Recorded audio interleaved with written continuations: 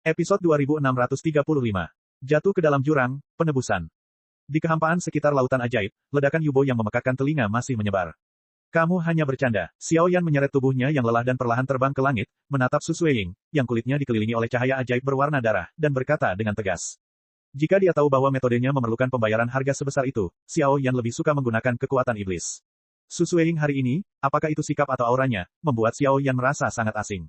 Itu pilihanku. Nada suara Su Sueying sedingin es, dan cahaya ajaib di sekujur tubuhnya berputar dan naik.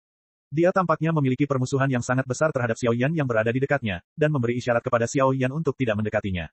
Bencana di dunia iblis sudah berakhir, kembalilah bersamaku. Setelah beberapa saat, suara Xiao Yan terdengar lagi, mencoba memanggil bayangan yang tersembunyi di dalam cahaya ajaib. Aku juga ingin mengikutimu kembali, tapi sudah terlambat. Jangan kemari, Tiba-tiba, Su Sueying memeluk kepalanya dan berteriak kesakitan, dan energi iblis di sekitar tubuhnya meningkat pesat, seolah-olah ada semacam kejahatan yang menghantui tubuhnya. Untuk sesaat, jurang ajaib di lautan ajaib di bawah bersenandung, seolah-olah ada semacam kekuatan aneh yang menarik Su Sueying ke arahnya.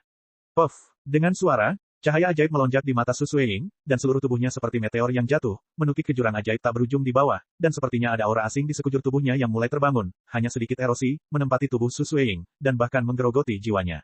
Bagaimana kabarnya? Untuk sesaat, Xiao Yan bingung untuk sementara waktu, dan menoleh untuk melihat jurang iblis tak berujung yang berdiri di kedalaman laut iblis. Nafas di dalamnya berbahaya. Kekuatan pedang ajaib sangat kuat, tapi tidak ada yang bisa menghunusnya sejak zaman kuno. Tentu saja, itulah alasan untuk pergi. Perlu membayar harga yang sangat mahal untuk menghunus pedang ajaib. Pada saat ini, orang awam Zuling muncul, memegang piano ajaib, dan kata-katanya penuh penyesalan. Roh bambu, apa yang telah kamu lakukan? Mendengar kalimat ini, Xiao Yan marah. Kakak kedua, Tuan Xiao Yu. Xiao Yi, tetua agung peri api dan yang lainnya bergegas ke tempat ini satu demi satu, melihat situasi Mo Yuan dan Xiao Yan yang mengaum, mereka tidak bisa menahan diri untuk tidak berbicara. Itu adalah pilihannya sendiri. Awam Zuling menyerahkan piano ajaib itu kepada Xiao Yi, lalu memandang Xiao Yan perlahan, seolah dia tidak punya niat. Jika kamu ingin menyelamatkannya sekarang, ada cara lain. Masuklah ke dalam jurang iblis dan selamatkan jiwanya yang telah ditelan dan diasimilasi oleh Dewa Iblis generasi pertama. Tentu saja, Demon Abyss di bawah berisi kekuatan Demon God generasi pertama, dan Su Sueying membuat kesepakatan dengannya. Bahkan jika kamu sekuat kamu, jika kamu mundur, kamu akan mati. Tetapi jika tidak ada yang menyelamatkan, saya khawatir Su Sueying akan kembali ke sini sepenuhnya sebagai Dewa Iblis generasi pertama dalam waktu dekat. Awam Zuling menggelengkan kepalanya, dan buku ajaib itu muncul di depannya. Setelah beberapa kali berdoa, dia sepertinya mengetahui beberapa hal yang tidak jelas. Kakak kedua, Mo Yuan di bawah terlalu berbahaya, ini. Tuan Xiao Yu, kamu harus berpikir dua kali. Banyak pembangkit tenaga peri api tidak bisa menahan diri untuk tidak saling memandang. Jelas sekali, krisis di dunia iblis pada dasarnya telah diselesaikan, jadi tidak perlu menghabiskan banyak upaya untuk menyelamatkan dunia iblis, dan sekarang Xiao Yan memiliki status bangsawan, dia tidak dapat melakukan tindakan impulsif. Aku tahu dia tidak mau. Xiao San memandang Mo Yuan dengan tegas, tetapi kekosongan di luar laut iblis mulai berputar, seolah-olah semacam kekuatan aneh mulai menembus dan menyebar. Dunia ini, tolong hentikan aku sebentar. Setelah selesai berbicara, tubuh Xiao Yan mulai bangkit dengan kecemerlangan api suci yang tak ada habisnya, dan nyala api yang menyala-nyala meledak, membawa tubuhnya dan langsung menghadap ke jurang. Tubuh Xiao Yan baru saja menukik ke dalam Demon Abyss. Ada dunia yang tak terhitung jumlahnya di seluruh alam iblis, dan sinar cahaya merah darah berkedip-kedip. Tungku api hitam seukuran telapak tangan, seperti mulut berdarah dari neraka tertentu, perlahan turun dari langit, dan bahkan lebih mekar lagi. Sentuhan kekuatan penghancur yang belum pernah terjadi sebelumnya, kekuatan seperti itu, membuat hati banyak pembangkit tenaga iblis yang baru saja selamat dari bencana menjadi bermartabat kembali. Di jurang di bawah lautan ajaib, keadaannya gelap, dan bahkan ada kekuatan mengerikan yang dipancarkan. Sekarang tubuh Su Sueying tidak terkendali, tetapi pedang ajaib di tangannya berdenyut gembira dan gembira. Dia terus-menerus menyerap banyak kekuatan sihir dari tubuhnya untuk melengkapi dirinya sendiri. Sebaliknya, hanya ada dua api suci yang sangat menyilaukan, seolah menahan erosi kekuatan sihir itu. Namun, kekuatan kedua api suci itu selalu terbatas. Tidak peduli bagaimana mereka melawan, mereka tidak dapat melindungi Su Sueying dari erosi yang terjadi. Energi iblis mengalir dari seluruh tubuhnya, dan mulai berkumpul menjadi bayangan gelap dan menakutkan yang berjongkok di depan tubuhnya. Energi iblis yang mengerikan dengan mudah membungkus tubuhnya. Sentuhan dingin dan sesak napas yang tak terlukiskan membuat Su Sueying untuk pertama kalinya merasa hampir mati, sangat dekat. Di bawah melahap hantu semacam ini, Su Sueying hanya merasa seperti dia diubah menjadi korban dan dibantai oleh orang lain. Seluruh tubuhnya di luar kendali, seperti cangkang kosong. Pedang iblis suci berisi pola iblis, tetapi berisi kekuatan Dewa Iblis generasi pertama. Dia menggunakan kekuatan pedang iblis untuk membantu Xiao Yan, dan generasi pertama Dewa Iblis menarik minat untuk sepenuhnya mengasimilasi dirinya sendiri.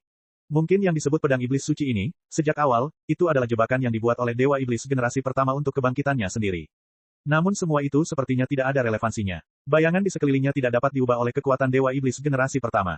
Menunggu sampai ia benar-benar melahapnya, dia akan menghilang sepenuhnya di dunia, dan Dewa Iblis generasi pertama akan muncul kembali di dunia dengan identitas baru. Tidak ada yang tahu tentang kepergiannya, tidak ada yang mempedulikannya. Perasaan sedih dan tidak berdaya diam-diam muncul di hati Su Sueying. Ingin mati. Petik 2. Tubuh Su Sueying tidak bisa bergerak, kelopak matanya sangat tebal sehingga dia tidak bisa membuka matanya, dia hanya bisa merasakan samar-samar bahwa dia jatuh dengan cepat ke dalam jurang, dan dia tidak bisa merasakan suhu apapun di lingkungan yang dingin, dan hantu di sekelilingnya dengan rakus menyerapnya, mengambil alih kendali atas tubuhnya sendiri. Kesepian, ketakutan akan hal yang tidak diketahui, dan persepsi yang tak terhitung jumlahnya memenuhi hati Su Sueying. Itu suram, dan bahkan kematian tampaknya merupakan hal yang sangat mewah. Disinilah jalan menuju neraka, dan sepertinya ini juga merupakan akhir hidupnya. Sebenarnya, ini adalah akhir yang sangat bagus sebagai kakak dan adik. Dalam hidup ini, akhirnya aku memiliki seseorang yang kusayangi, dan akhirnya aku tidak tenggelam dalam mimpi buruk kebencian dan bayang-bayang balas dendam sepanjang hari.